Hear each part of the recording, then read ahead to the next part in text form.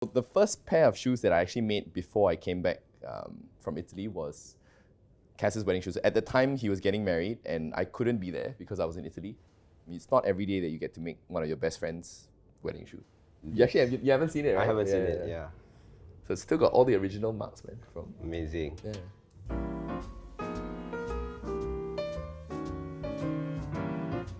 Basically, Cass and I, we go back a long way. Through school, through tennis. I always looked to him as, I guess, someone who was 1 or 2 steps ahead of me. And I always went to him for advice, especially when it was stuff to do with, life or career or relationships. He was always someone who's always been there for me. Nobody ever needs a pair of bespoke shoes out of necessity. It's more of one of those things where if you can afford it and you have a level of appreciation where you understand that it's about the process, that's when you really learn to appreciate everything that goes on behind the scenes of the shoe. I was trained in Italy, and the way that they make bespoke shoes is very, very traditional. So some people may even say old-fashioned. So most of the processes are all done by hand, which obviously means it takes a lot longer than if we use machinery. And I think once you understand this, then you really learn to appreciate all the different processes that go behind making a bespoke shoe. Just trying to set up the business was one of the most challenging things that I've ever had to face because there's not really any kind of ecosystem when it comes to shoemaking in Singapore. Anything that we need for, whether it's for shoemaking or if we need help, I would have to go back to Italy or I have to do it through email, and it's a lot more difficult to set up a shoemaking business. So one of the biggest obstacles that I faced when I packed my bags to move to Italy for my apprenticeship was, I think, dealing with some of the criticism or the stigma from people around me.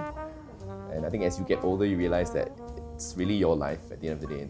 You shouldn't be living it for anyone except yourself. And maybe the only people that you should really care about are your family and your closest friends. I had to answer on his behalf quite a few times from some of our friends. Yeah, I mean, they knew I was close to Josh. They wouldn't dare to ask me, right? But so they would just ask me, and I had to assure them that he knows what he's doing with his life. I think this is something right for him. And it's proven to be so. You have to have discipline.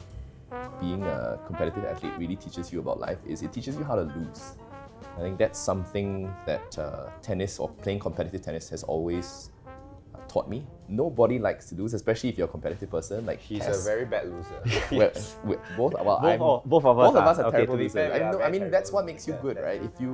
If you like losing, you can't really be a competitive athlete because nobody likes to lose. Well. And everybody loses. I don't care whether you're Roger Federer or Nadal or whatever. Everyone has lost.